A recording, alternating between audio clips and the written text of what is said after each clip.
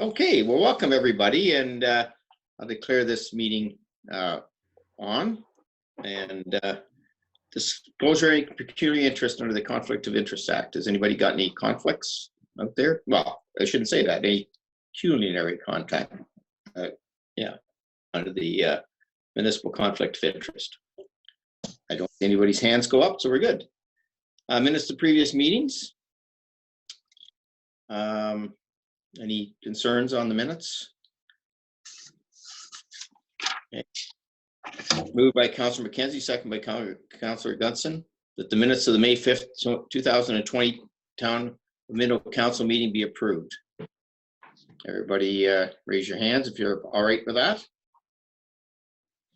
Okay, passed. Reports.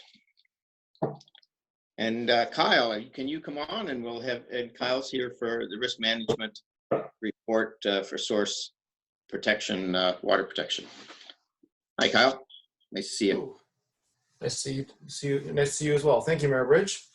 Mayor Bridge, members of council, I'm pleased to be here, at least virtually, to present to you the 2019 annual report for the town of Minto for source protection. If you recall, the town of Minto is subject to two source protection plans based on watershed or conservation authority boundaries. That'd be the Asaba Bayfield Maitland Valley plan and the Saugeen Valley plan. All the source protection plans are in effect and have been since July 1st, 2016. As with every year, by February 1st, there is a statutory requirement to submit annual risk management official reports and municipal reports to the conservation authorities, and this was done by February 1st, 2020 for the calendar year 2019. So I'm pleased to provide a summary of the report that's in your agenda package for you. So we continue in the county to implement source protection under the Wellington Source Water Protection Partnership.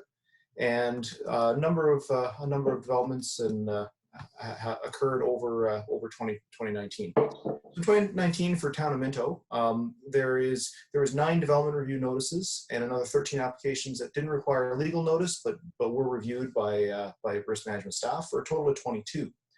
If you recall, this is actually a drop from previous years. And this is actually a good thing because that drop reflects a change in the Asaba Bayfield Maitland Valley Source Protection Plan policies that came effect in February of 2019 that allowed us to start screening out residential building permits in particular, which allowed us to focus efforts on other aspects of the program, and that resulted in the subsequent drop in notices.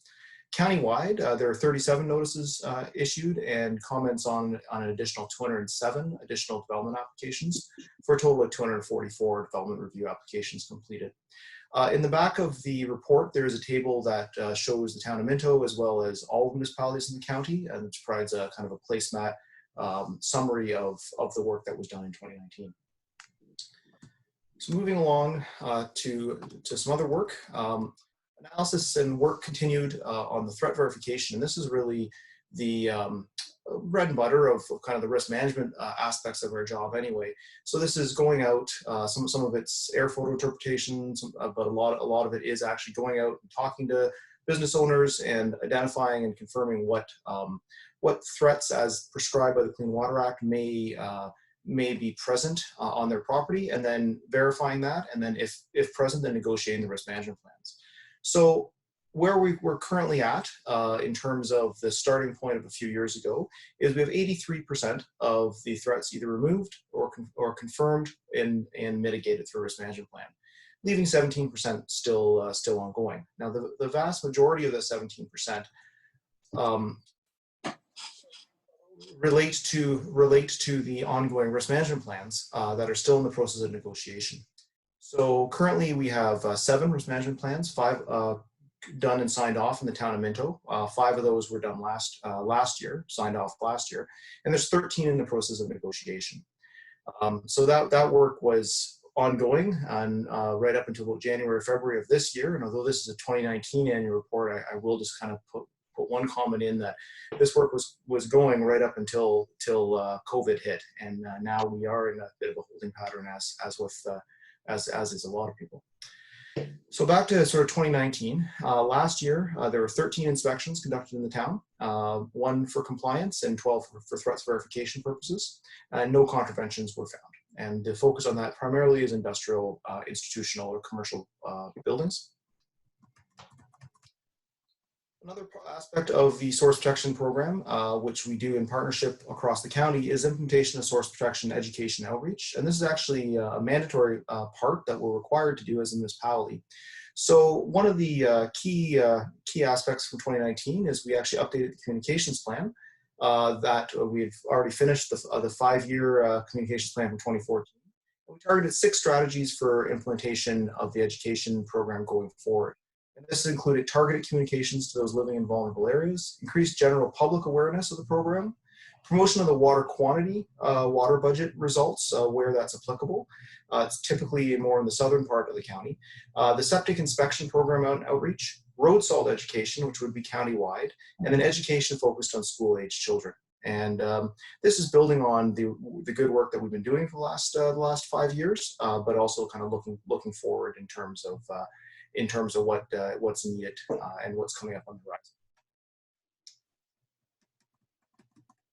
And then to wrap up, there was also a significant amount of work done in 2019 on various source protection plans, amendments, and work plans. In the town of Minto, and that was countywide. In the town of Minto, the work plans related to the Saul Bayfield and the Saugeen Valley source protection plans. And what these work plans are is there's essentially it's like a 5-year review cycle on the plan. So this is the work plan to set out the work on the watershed plan, including the municipal portion over the next 5 years or so. And then specifically to Palmerston, we actually retained the town hydrogeologist, R.J. Burnside, to complete a review of the Palmerston Whites Road wellhead protection areas. And the reason for this is this was actually a data gap that was identified by the Sabo Bayfield Maitland Valley Source Protection Authority, that both Whites Road wells weren't included in the original report. And that was just a timing issue as the report was getting finalized and the second backup well was getting drilled. So this review was completed by Burnside and concluded that only one change was needed to the wellhead protection areas, and that's really just an expansion of the 100-meter radius, the wellhead protection area A around those 2 wells, which will get done in the next regular or routine update by Conservation Authority staff. And that's really the summary of what was going on in 2019. I'd be happy to answer questions, and thank you for this opportunity to present the report. Thanks, Kyle. Questions for Kyle? Mark, have you got your hand up? Yep. Through you, Mayor Bridge. Yes. Hi, Kyle. Thank you for the report. Thank you. Your good work. This has nothing to do with the rural part, but source water protection and the rural part is important too. I know it's not your role. Can you comment on that? Because there's a lot of rural residents on the same aquifer. Mm-hmm. If there's an issue out there, who's dealing with those issues in the rural part? Yeah, absolutely. Through you, Mayor Bridge, we do deal with rural source water protection where it overlaps with municipal wellhead protection areas. So there are now, for Minto, majority of the municipal wellhead protection area is in the towns. Mm-hmm. So most of our work, you're absolutely correct, is in the urban center for the town of Minto. That's not the case in other parts of the county. There are larger parts of the municipal wellhead protection areas that kind of overlap into those rural areas. So we are kind of prescribed by legislation to focus on the municipal side of it. That being said, we can kind of spread our wings a little bit through the education program, which is broad enough that it would encompass both the rural residents or the privately serviced residents as well as the municipally serviced residents. And there's a couple, the general awareness piece in particular, the road salt piece, the septic inspection piece are all broader education programs that don't have to be just limited to the properties that are within the municipal well protection areas. But really, if your question is about kind of legislatively who's responsible for that, it really does come down more of a health unit. The private well protection becomes more of a health unit aspect, and I believe they deal more on a complaint basis for those kind of complaints. So Minto doesn't have any issues rurally that you know of? Not that I've been involved in. Yeah. Okay. No, not that I've been involved in rurally. No. Yeah, thank you.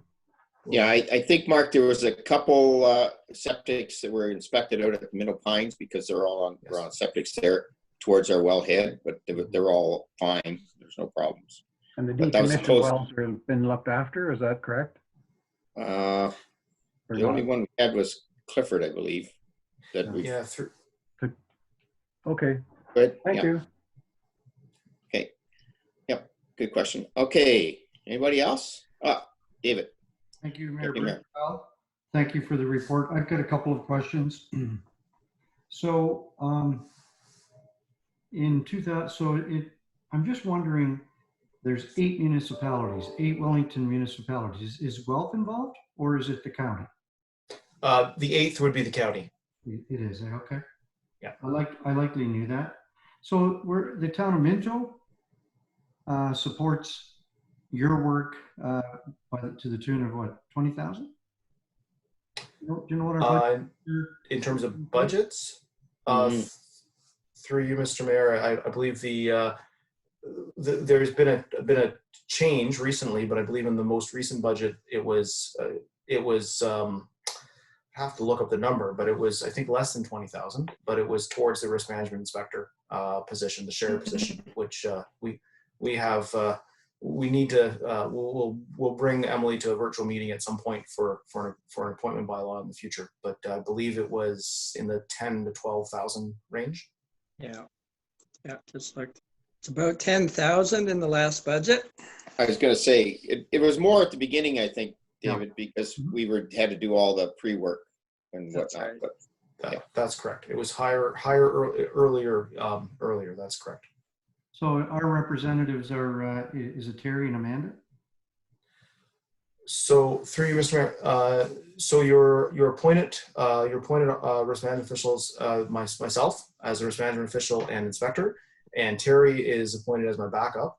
And we haven't brought a report yet for the shared position, which would be currently filled by Emily Vandermeulen. She's the shared inspector for the other 6 municipalities, but the intent was to bring that to council for your deliberation as the risk management inspector. So the future then, Kyle, so going ahead, our program's all set up, and we're basically doing maintenance on the program, new builds, and things like that. Is that the majority of your work now? Through you, Mr. Mayor. That's correct. I think for the town of Minto, we're rapidly approaching. We're not quite there yet, but we're rapidly approaching kind of a maintenance phase. We're still negotiating risk management plans. They've taken longer to get established than anticipated initially. But in terms of looking forward, at this point, I'm not aware of plans for, say, new municipal wells or needs to kind of recalculate or redelineate the wellhead protection areas. So I think that would be fair to characterize that we're starting to enter into a maintenance phase in the town of Minto. That's correct. So it is new builds as well as in compliance with existing risk management plans once they're all established, and then the education side of it as well. So in 50 words or less, a risk management plan negotiations, what's that consist of? Certainly. Through you, Mr. Mayor, risk management plan negotiations in town of Minto primarily are around chemical handling. So this could be an auto shop. So what we're looking at is what chemicals are being stored, how they're being stored, and what the training and the spill response training for the staff is. So we have a kind of set amount of measures that we're looking for, and we have a bit of back and forth with the owner and try to get those established and then inspect against that. So it's secondary containment, basically prevention of spills, prevention of instance of that. That's the goal of it. Thank you. thank you, David. Okay, anybody else? Hearing no more, I would thank Kyle and present his report and state I would move by Deputy Mayor Turton and second by Councillor Elliott. The Council of Town of Minto Council receives the 2019 Source Protection Annual Report as required under the Clean Water Act for information. All in favor of that? Hands? Yep. Passed. Very good. Thanks, Kyle. Have the rest of the night off. Thanks, Kyle. Thank you very much. Have a good night, everyone. Bye. Yeah, take care. All righty. Next up is the Chief Building Official, Henry Victoria Street Land Transfer. Terry, are you on here? I am. There he Can you is. hear me? Yeah, I got you. Perfect. Your So report. council will recall approving a tender for the Henry Street road extension and a site servicing agreement entered in with Daniel Sinclair for a proposed multi-residential development. That agreement and the tender were approved both in 2019. The development remains unchanged from when you saw it last. Still comprises of 2 semi-detached buildings, 3 and a 4 unit street townhouse, and 19 multi-residential geared to senior units. As part of the Henry Street extension, a bulb was required to facilitate road maintenance, particularly for snow removal. Due to the size of the bulb, it actually falls outside of the road allowance associated with Henry Street and falls onto private lands owned by the developer. Staff discussed a land transfer arrangement with the developer where he would transfer the bulb lands as well as the associated boulevard lands to the town in exchange for a portion of the Victoria Street road allowance.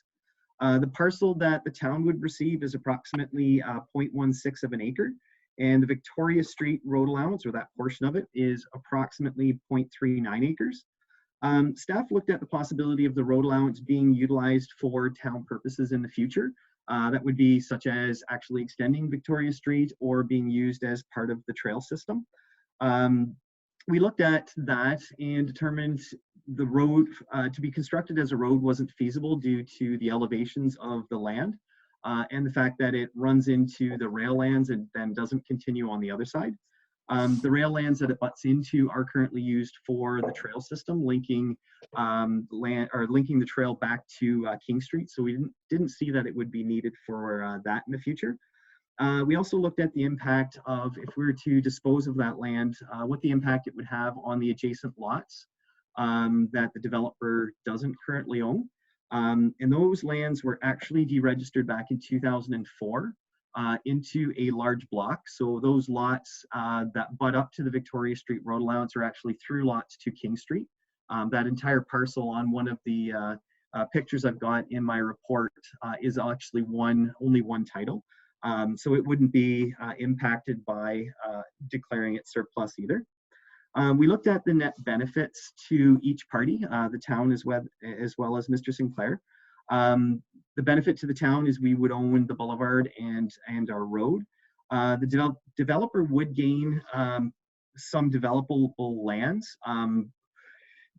due to the increased size versus what he would be giving up. But due to the fact that there's storm and sanitary services running through that boulevard, it would be used mostly for soft services like stormwater management and parking versus actual buildable area for them.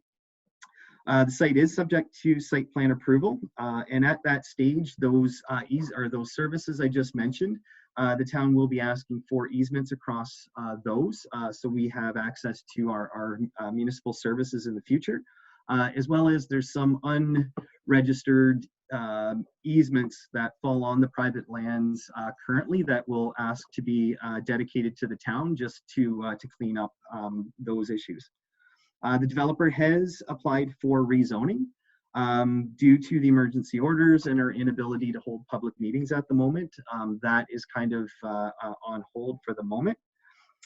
We looked at financial implications to the town, and they are minor for this land transfer, entailing just the public notification in the newspaper, as well as the actual legal land transfer costs. These costs are actually, we're proposing to cost share them with the developer. He pays his portion, we pay our portion. And that will be through a land swap agreement that will be forthcoming to council at the time that you guys actually sign the transfer if the sale goes forward.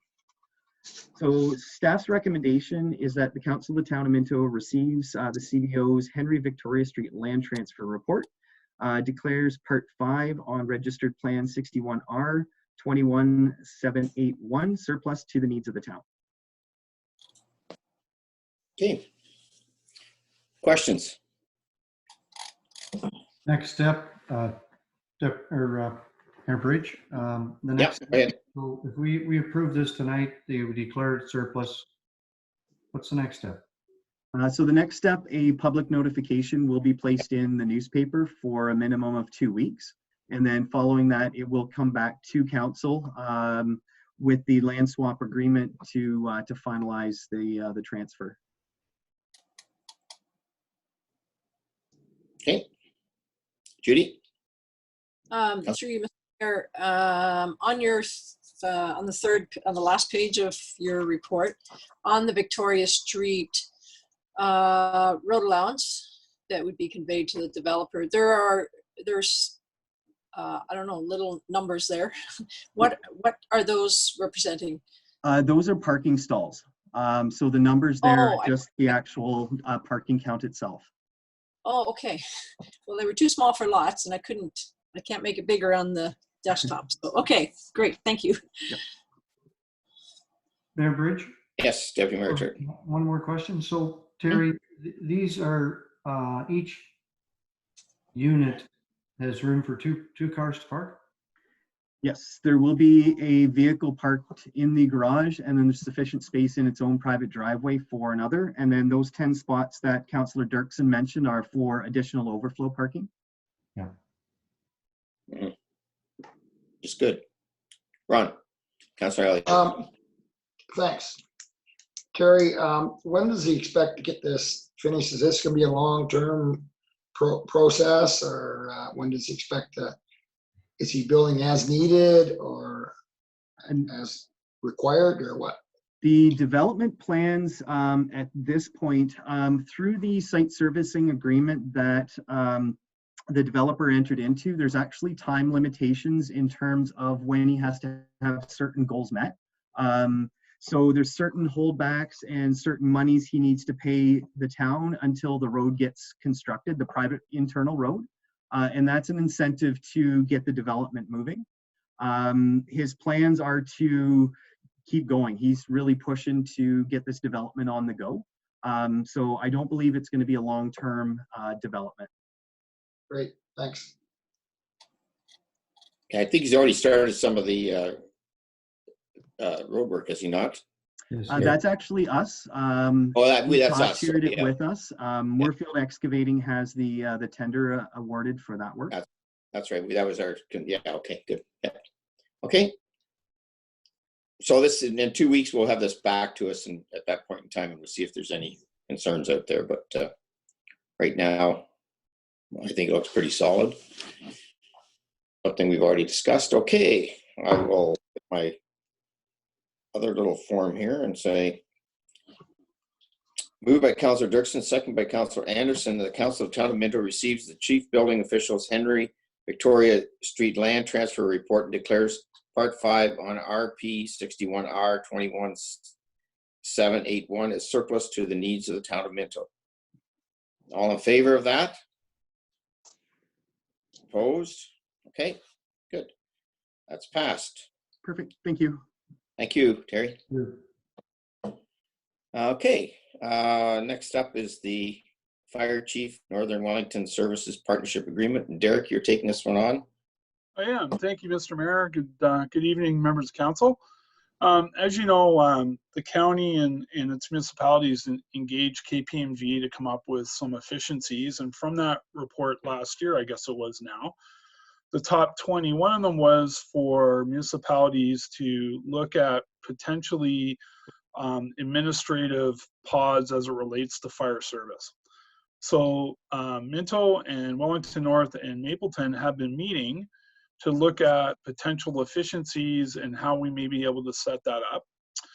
And unfortunately, just as we were gaining some momentum, COVID hit, but that didn't stop us from continuing to do some work. In the meantime, Wellington North's fire chief was retiring, and that precipitated the agreement you have before you tonight that is to sort of share our fire chief with Wellington North for the period of to the end of the year. And really it has two purposes. One is to help to further investigate potential synergies in that management program that we talked about, but also to give Mapleton some time to also look at their particular needs and how they would potentially enjoy those same synergies as we move forward. So before you tonight is the agreement between Wellington North and Minto. It's a well laid out agreement. It spells out roles and responsibilities. It spells out compensation and how that's supposed to be split between the two municipalities. And it also talks about supervision and those wonderful things. So I'm happy to answer any questions, Council, that you may have, and it's there before you for your consideration tonight. I will say our fire chief is actually at the Wellington North council meeting tonight, presenting and representing that same agreement in front of that council as well tonight. So that's why I'm presenting and he's not here. Right. Excellent. Thank you, Derek. Questions? Councillor McKenzie. For you, Mr. Mayor, I have some reservations about this, and if I can just relay them to council here. This council, as far as I know, has never received a formal request from Wellington North to deal with this matter. I think it's a high-level issue that protocol should have been in place here, and I have never seen one. It maybe happened before me, but this council hasn't seen a formal request for this. The next thing, I think we only talked about it a couple of last meeting, and I think it's a rush, and probably needs further. There's more questions to ask, at least on my behalf, anyway. And it seems there's some personal. They got some personal problems there, or issues that aren't ours, and for us to solve them, it's not our. We shouldn't be involved with that. So we're helping them out there, which is okay to be involved, you know, to be a good neighbor. But and the other thing is, you know, to provide a management service on the fire service that we have to them for 14,000 people for 50 grand is no wonder. I mean, who wouldn't take that? And I just think we need some more time. And anyway, those are my comments on that tonight. Okay, Derek, did you want to attempt to answer some of those, or I can? Well, go ahead. Through you, Mr. Mayor, I think Councillor McKenzie has some valid points. A couple things had transpired. We did send council notification, probably, if I'm not mistaken, it was the third week or last week of January, telling council that we were engaging in these types of conversations and that we would be bringing something back to council at our earliest convenience. The second part is, I agree, it's not ideal. However, given the retirement of the chief there, it's dictated the timeline to a certain degree. It is only till the end of the year for us to evaluate the program. So I think there's enough buffer in there that if we find that, as you indicated, Councillor McKenzie, that there are some issues we can't overcome, it is only till the end of the year. So it does buy us that time, if you will, to reevaluate the program to see if it's worthwhile. Thank you, Derek. I just don't want to see our expert department head and our service that we provide drop because of this. I mean, I think we may be creating something here that will snowball to other municipalities and may delete some department heads, you know, later on. But anyway, this particular issue is, I think we're rushing too much, but it may have happened past council. I wasn't involved, so. Right. Councillor Elliott, and then go ahead. Derek, just quickly, if I have a concern, I'm worried about Chris in a way, whether he'll have, I mean, he's a pretty busy man doing one department, and it was a struggle for him to do the CEO and and the fire department. Now he may have 3. Are we overstretching him? Will we have to hire more people to help him with this, or do you see that as a concern at all? So through you, Mayor Bridge, to Councillor Elliott. So the chief is a very strong and capable fire chief. He also, you know, he's looked at the risks associated with this type of agreement, and he's expressed to me he's very confident with not only our own team, but the team in Wellington North at the management level about being able to pull this together. You know, I think Chris is always looking to the future and seeing what the future holds. And this is, we believe that there are some very exciting opportunities by doing this, both from apparatus and maintenance, a more streamlined approach to vehicle procurement, you know, training, making sure that everybody's trained the same way. So there's a lot of upside to this program that will benefit Minto and will benefit Wellington North and potentially Mapleton as well. But I think, you know, it's easy to talk about these things from 3 different perspectives. But now that the opportunity arises where Chris can participate with Wellington North, it brings a different dimension into it to start to filter through these different ideas and actually quantify them. Okay, the second part of that, if I could. Yeah. Sharing service is a great thing. I don't have a problem with that, you know, and I believe in that. But one concern I might have, you know, it may not be as concerned. Are we moving towards becoming an amalgamated community, or are we moving away from doing that by sharing service? Which way are we going with that? Yeah, so I can assure you that we are not amalgamating anything. It's mental strong all the time. So Okay. it's not that at all. I think it's just looking at being smarter and being able to look at synergies that make some sense, right? So. Okay. Yeah. Great. Yeah. And anybody else? Judy, and then Councillor Anderson, and then Deputy Mayor Turton, and I'll finish off at the end. Okay, Judy, first. Okay, well, maybe this is kind of silly, but the report is, the subject is the Northern Wellington Fire Partnership Agreement. And I think generally the 3 northern municipalities are referred to as North Wellington. And I think, if I'm not mistaken, I think that's what we called the group that we, with the economic development partnership that we are working on. I think it's called North Wellington, and I don't want it to be Northern Wellington sometimes and North Wellington other times, and the 3 northern municipalities other times. Like, let's decide what we're going to call the 3 of us, and let's make sure that we stick with that all the time, because it just makes it really confusing. Through you, Mr. Mayor, Yeah. Councillor Okay. Dirksen. Absolutely, we do need to be able to brand this appropriately, and I completely Exactly. agree with you. Yeah, Yep. okay. Just something to keep. Yeah, keep in mind. I agree with you there, Judy. Councillor Anderson.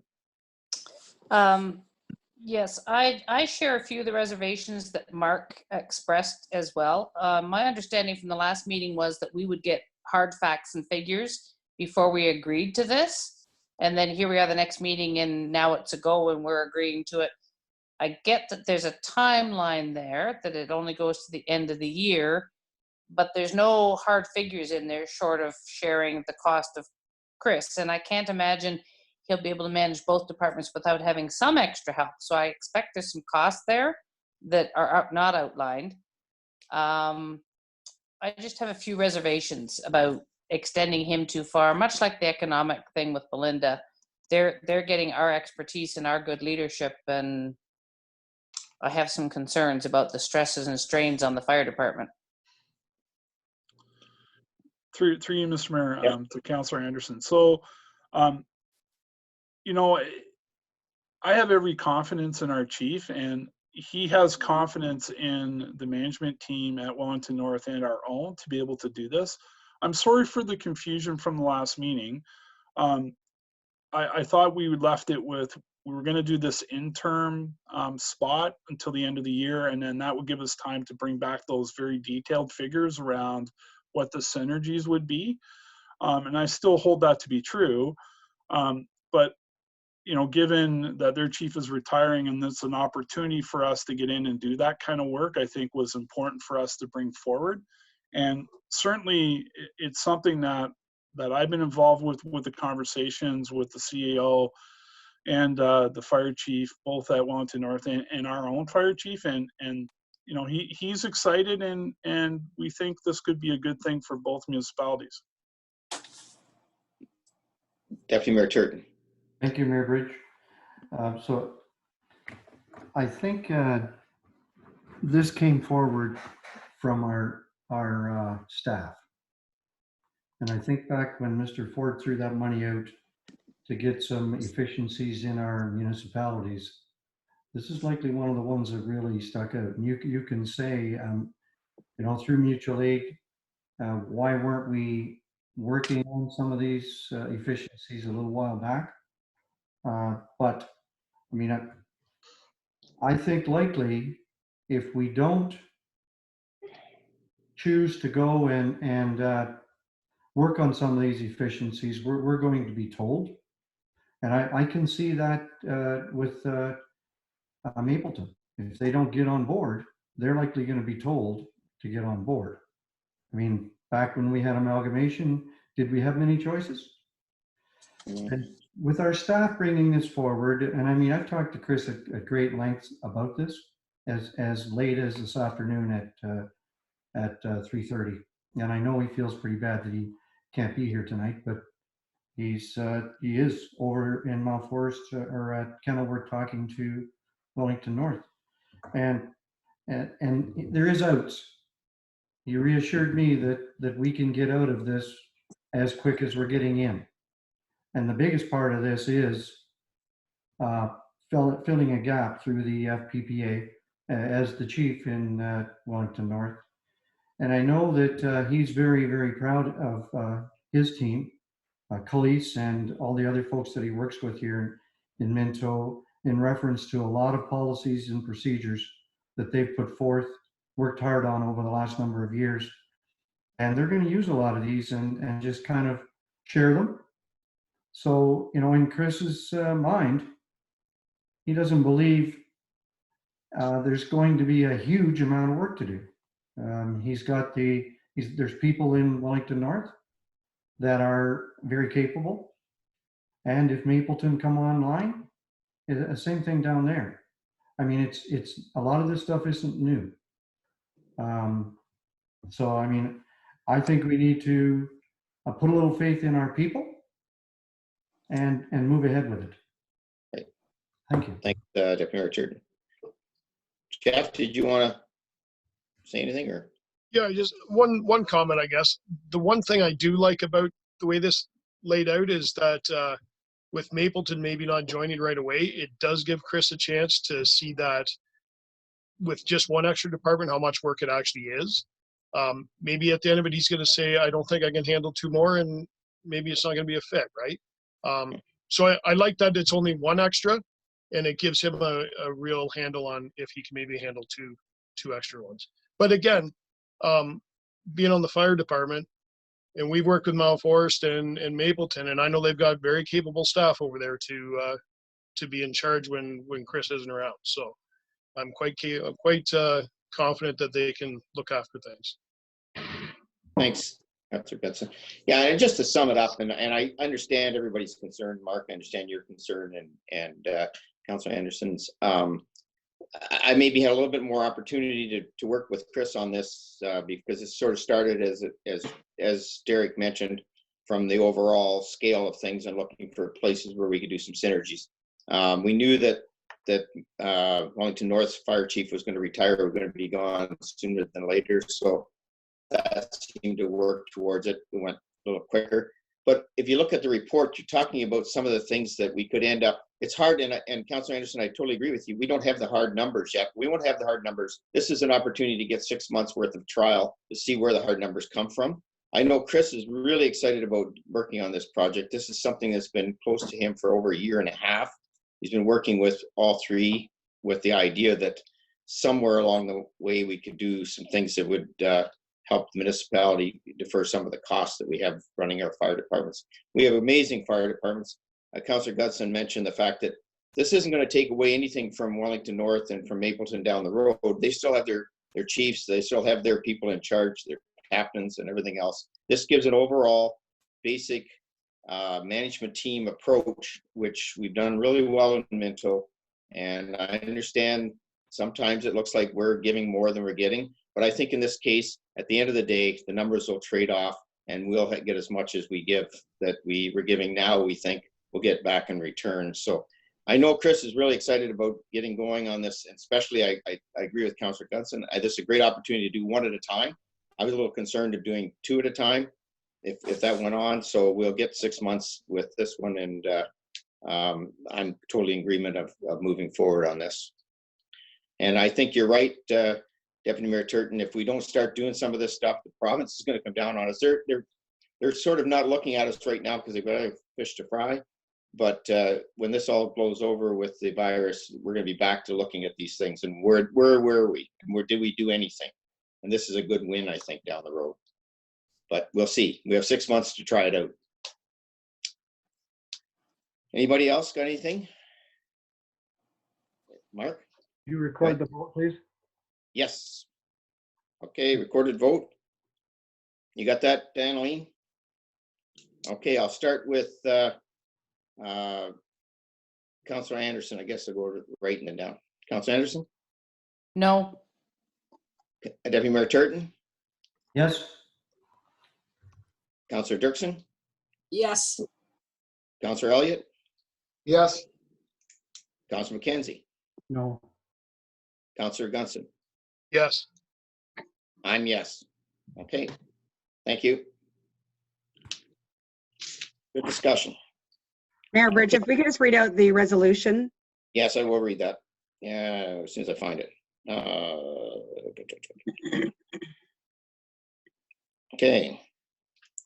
Moved by Councillor Gutson, second by Deputy Mayor Turton. The Council of Town of Minto receives the North Wellington Fire Partnership Agreement report and authorizes the mayor and the clerk to sign an agreement with Wellington North to provide the services to the fire department, including but not limited to fire service management duties. Okay, and then we have the vote recorded already. Okay, so it's carried. Okay, treasurers and revenue coordinator. Gord. Yeah. Great. Thank you, Mayor Bridge. So we get to bring forward our final tax rating bylaw. Again, we're dependent on the county for passing their bylaw first, their tax ratios and other matters. And they did that on April 30th. And rather than rush it for our first meeting in May, I thought we'd bring it forward now. Similar to other years, although again, we did some amending bylaws at the last meeting, so I referred to them. And there's no real new assessment classes this year. I know the last couple of years we've had the on-farm commercial and industrial and landfill, but they're all the same this year. The other interesting thing, which is done by the county, but all the lower tiers agreed, is that they have increased the seniors rebate from $200 to $400 for a minimum. So it's kind of an opportunity to help some of the more vulnerable citizens in the community at the same time. So anyway, I'll entertain any questions or Questions for Gord? Gord, that's now the people that have applied before for the 200, will they automatically know about the 400, or how does that? Yes, there's been quite a publicity thing. So still in the Wellington Advertiser and social media, and also contacting. So yeah, hopefully we'll get a few more applicants this time. There's been a bit more publicity this year with the change in the amount. I think we had 26 or something. Yeah, Minto's always had quite a good record. Up there fairly good, so that was good. Okay, excellent. It's good help for our seniors and people with disabilities. Okay, Moved by Councillor Elliott, second by Councillor McKenzie, the Council of the Town of Minto received the May 7th, 2020 report from the Treasurer and Revenue Coordinator regarding the final tax bylaw and consider passing bylaw number 2020-29 in open session. Any comments? All in favor? Opposed? Okay, good. All right, it's carried. First quarter financial review, Gord. You're going to do some Yeah, new reports here. yeah. So this is the first of our new format year-to-date reports, and I think it brings together some high-level information by department and by activity, and they're all backed by more detailed reports if anyone's interested. Again, just as an overall thing, this is our first quarter ending March 31st. And as we're all too well aware, things changed in mid-March. So there isn't a huge impact from the COVID at this time. Had to close some marinas a bit early and cancel some programs. But other than that, it's more like a normal quarter. So we have it grouped. Actually, the classifications follow our budget presentation quite closely too. So you can see we've kind of got the overall budget, the budget for the first 3 months, not seasonalized, but by quarter. So just at a high level, our expenditures are about 802 million of the tax supported. And at the bottom, we put in, we know that we make the water and the wastewater budgets come to zero by transferring to reserves, but we thought we'd like to see how we're getting there. So that's at the bottom of it too. On the capital side, there's very little started in the first part of the year, which is also normal as we follow the construction trend in the season and that too. The other, I guess, kind of financial thing that was kind of interesting, I think we've talked about it before, but we did have a tax due date at the end of March, and we were a little worried to see how it would come in. And we did collect 89% versus usually about 100% in previous years because many people pay the May and the March installment at the same time. So that's gone quite well. Again, probably in the recreation area, that's the one where we saw the biggest change because we were all geared up to have our March break program, and we were also carrying on with our childcare, and that ended a couple of weeks early. A couple of other anomalies, just work pressures in that we don't have the machine time, which is basically charge out rates for pieces of equipment such as snow plows and that. So it doesn't change the overall, but sometimes it'll make winter control look a little low and departmental revenue for the roads department look a little under too. So it's an offsetting thing, but we'll get that caught up by the next report. I've kind of done monthly things for the reserve transfers. The other big one, which we actually just got on Friday, is the annual insurance renewal. So that's not reflected yet. It will be reflected in the next budget. We were, as you may recall, we were doing some computer work at the tail end of 2019 to deal with the upgrades for Windows 10 and Microsoft 365. So we were in the middle of completing them when the year-end changed, and we got that done in January.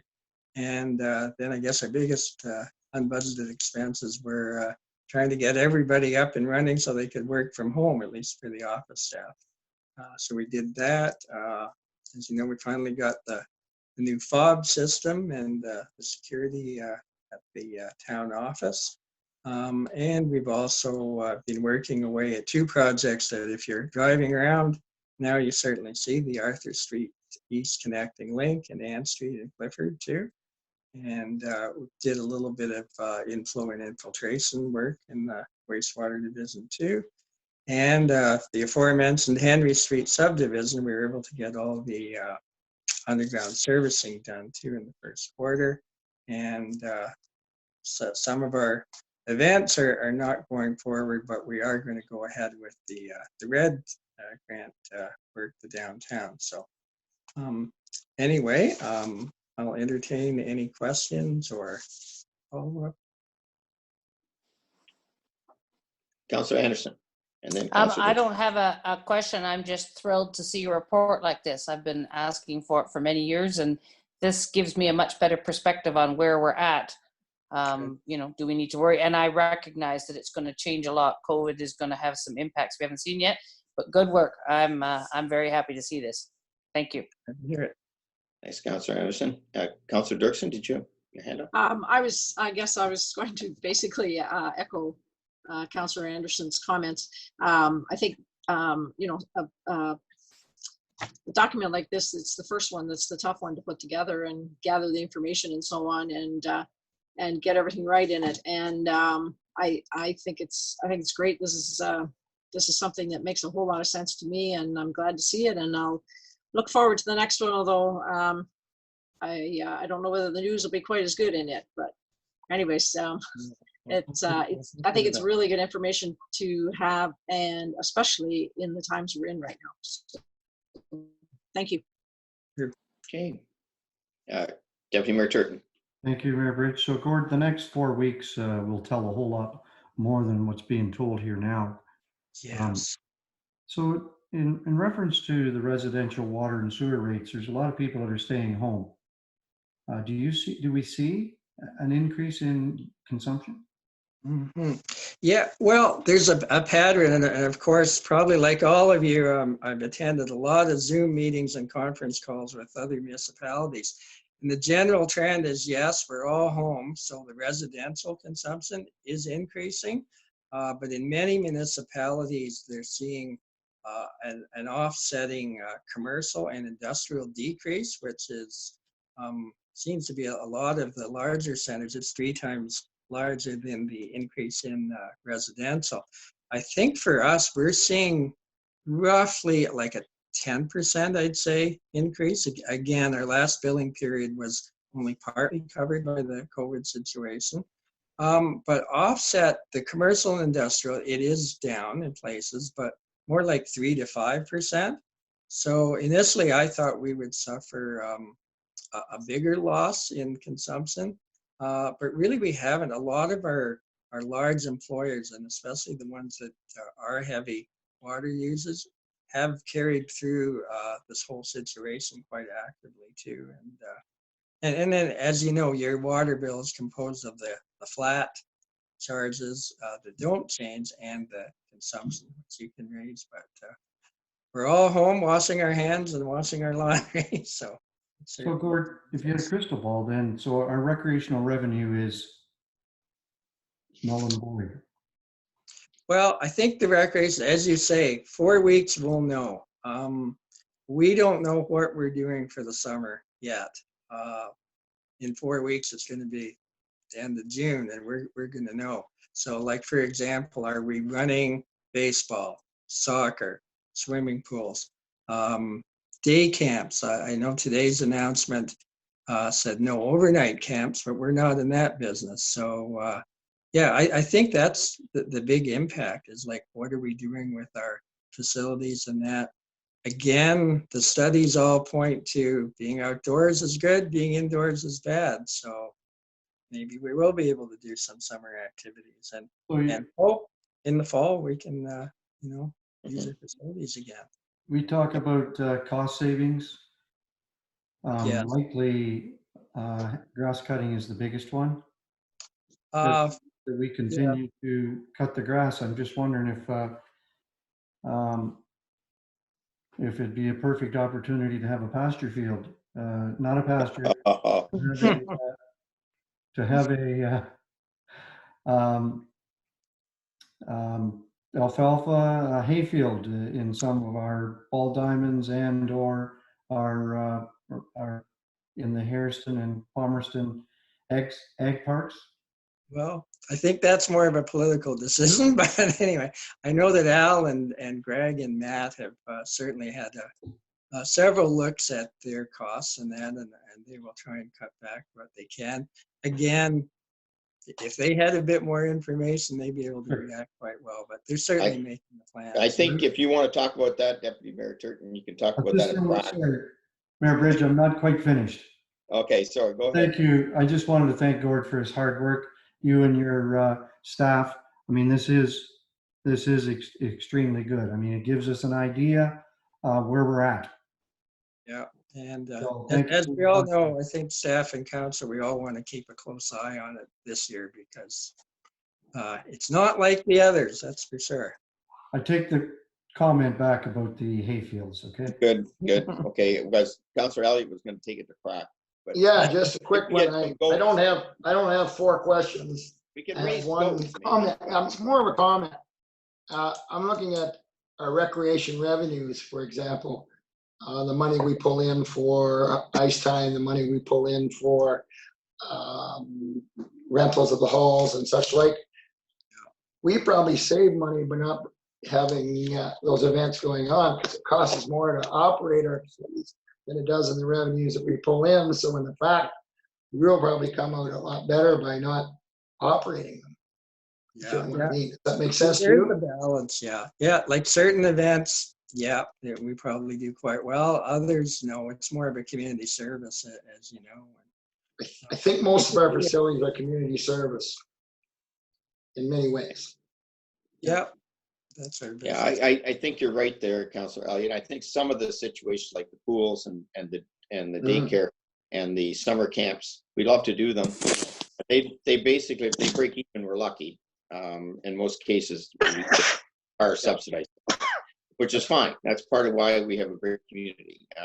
So we may not be as down as much just because of recreational revenue, but all the departments are looking at areas that they can conserve if they can, and go from there as far as that goes. The other big concern for me will be, Gord, going forward, if we're allowed to open some of these facilities, how much more cost will be involved in keeping them open with the extra cleaning, making sure that things are done. So if we have a day camp, we can only have 5 in a group, so we may need more people. Yeah. But in those cases, I think that other levels of government might come across with some help there. So I think we got to keep our minds open. And I just want to say, I know Mark and you and your staff worked hard at getting this. This isn't as easy as it looks when you see it on a piece of paper. There's a lot to make this work. I've been asking for this for a long time, and I love it. And I'm with you, Councillor Anderson. I think it's great that we can just look at it very quickly. And if we see something that jumps out, then we can get them to dive deeper into it. And I think that's what it's all about when we look at it from a council standpoint. And so this is a great tool. And going forward with what we're doing here, I know the county is going to have a September budget update thing going for and I think we'll do the same thing. Maybe I'll go through you, Deputy Mayor Turton, maybe through the Finance Committee, that you might want to look at having whenever we get the next quarter, just so we see where we are, especially after the next tax bills, and we'll get really a bit of a deep dive and see where we are going forward as far as our budgets go and stuff. But this is really a good step and a good start, and I'm glad that you did such a good job on it. Anything else? Okay. I guess I got here, moved by Councillor Anderson, second by Councillor Dirksen. The Council of Town Middle receives the Treasurer's 2020 first quarter financial review report for information only. All in favor? Opposed? Seeing none. Okay, passed. Okay, just go ahead. Somebody have a question? Derek, you're back. Did you want to say anything, Derek, about the reports? Just I wanted to thank Gord and the finance staff for putting that together. It's a great report, and we'll build off of that for the future. I just want to let council know that we are looking at a forecast report, hopefully for the next council meeting, to give you sort of staff's idea of where we might be at the end of the year. As you've alluded to, Mayor Bridge, staff are looking at different ways to save expenses. And I know Gord and Mark are working hard on putting together what a forecast looks like for the end of the year and how we may fund it if we have any deficits. So that'll be the next report that you see, and hopefully it'll shed some light on where we think we're going to be at the end of the year. Thanks, Terry. Great. Okay, so I guess next up is a verbal update, and it just says Mayor's verbal update. I don't know what you want me to say. I mean, but I've got a couple notes here that I made up. just a pretty exciting news as far as everybody, that one of our biggest concerns out there was our transfer station not being open, the dump, and it will be open next Tuesday. So get ready for a big crowd to head out there. Our leaf pickup is happening, I believe, this week in our area. Am I right on that? I'm pretty positive I was right on that. But so that's something that is going to be ongoing, which is something our residents have been asking for quite a while. So our leaf and twig and stick pickup will be starting 6 months earlier than they originally anticipated. So that's good. I just give you a little public health update, and I would tell you to go on the public health website. It's updated twice a day.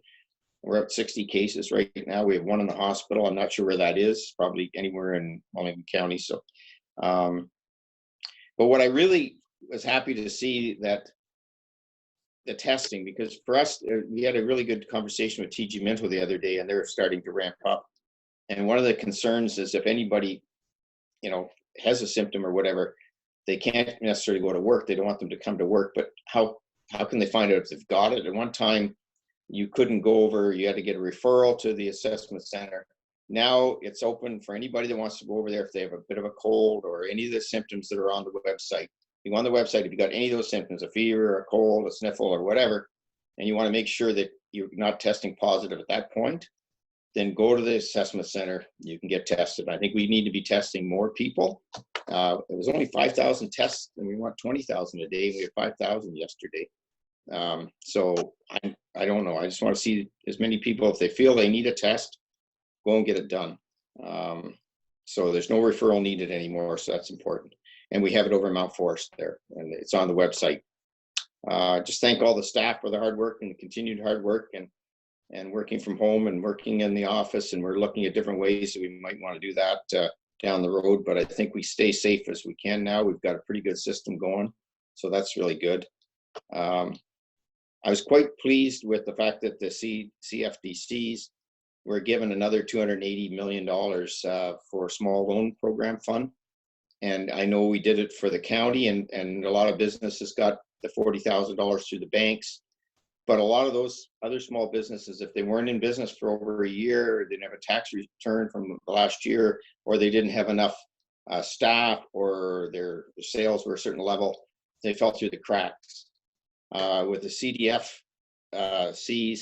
they're used to working with small businesses, and now they've got money to get out and give that $40,000, and you get maybe a quarter of it back if you pay it back in the next 2 years. So I think that's really good interest rates. I think zero interest rates, the same as the program in the bank. So very important that message is getting out there.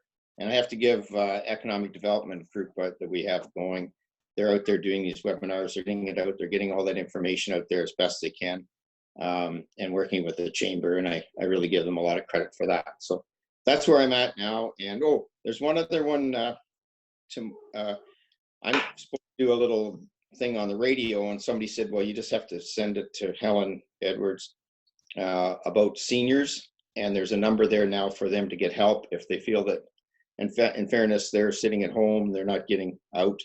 If they feel a little depressed, they can phone this number. And so we're getting that out in the radio, and I'm doing an announcement on that starting tomorrow as soon as I work it out in my phone. I can't figure out how to do it, but I'll get Matt to do it. They can walk me through that tomorrow, but I don't think it works with a BlackBerry, to be honest with you.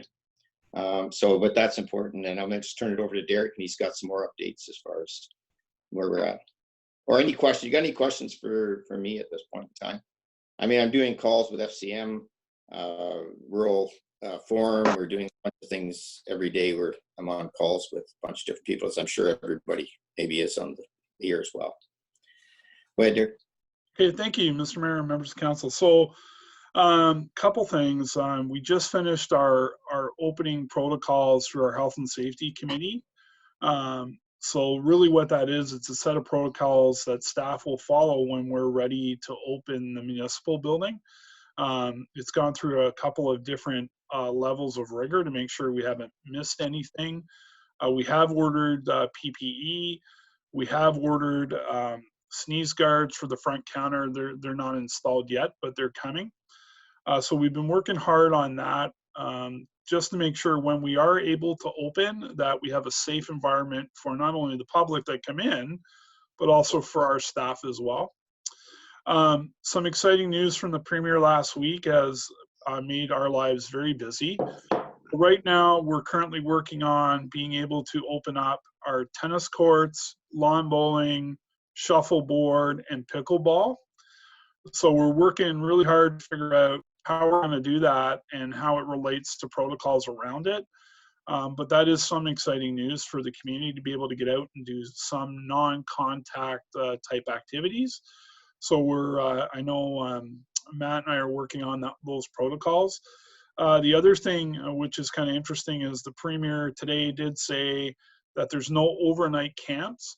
However, there is some indication that some type of summer camp will be expected. So Matt's working through his network and PRO, which is the Recreation Association, and I'm working through some of my networks to figure out how would we do that and what does that look like, and what are the sort of is it a 5-to-1 ratio and how we're going to make that work. So we're doing as much pre-planning at this point as we can. The other thing that we're trying to do is make sure that we have some things in place that, and my fear is people talk about the pools, indoor pools, I can agree, but outdoor pools, we don't know what it's going to be like in August. It could be 40 degrees out in August. And I'd hate to say that we're not opening a pool for people to cool themselves off if it's individuals or potentially groups of more than 5. So we're trying to keep those options open around how we could open them if we're directed to. And as you can tell, just from what's happened so far, these changes are happening in rapid succession every 2 to 3 weeks. So, for those of you that know anything about recreation, it's sometimes not that easy to set up a program in 3 weeks. You need staff, you need protocols, you need program guides for not only staff, but quite honestly, some expectations for the community and the parents that are enrolling their children with our camp. So we're busy trying to put those protocols together. I have had a number of conversations both with my networking with CEOs, not only in Wellington County, but also really across Ontario. And we're all working towards the same goals, and there's nobody that has the sort of golden key to unlock it all. Quite frankly, we're all bouncing ideas off of each other, and it's not a one-size-fits-all kind of scenario.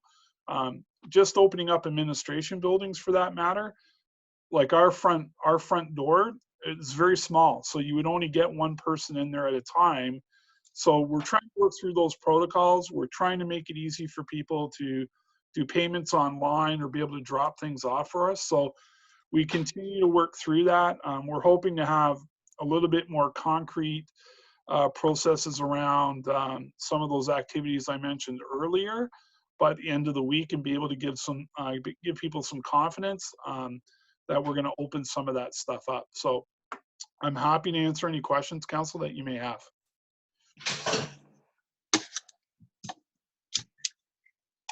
Questions? Sounds good. Okay. Very good. Thank you, Derek. Okay, moving to bylaws.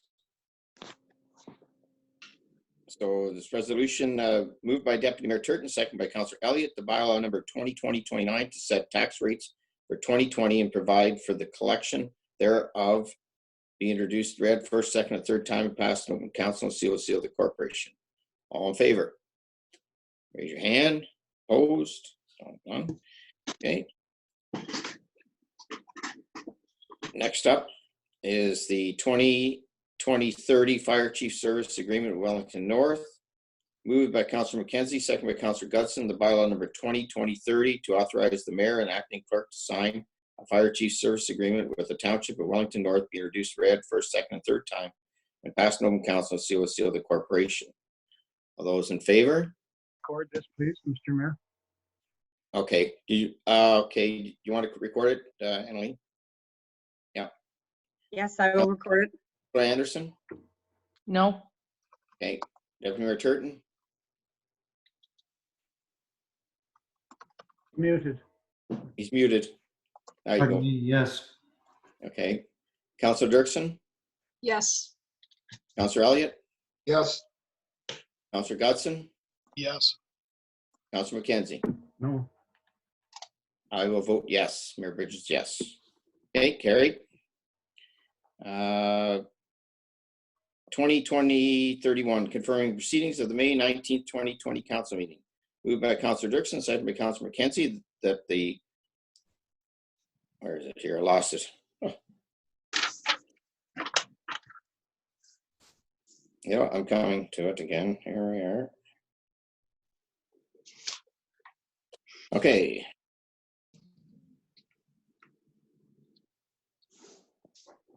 Yes, okay. To confirm the actions of the Council of the Corporation of Town of Minto respecting a meeting held on May 19, 2020, be introduced and read first, second, and third time.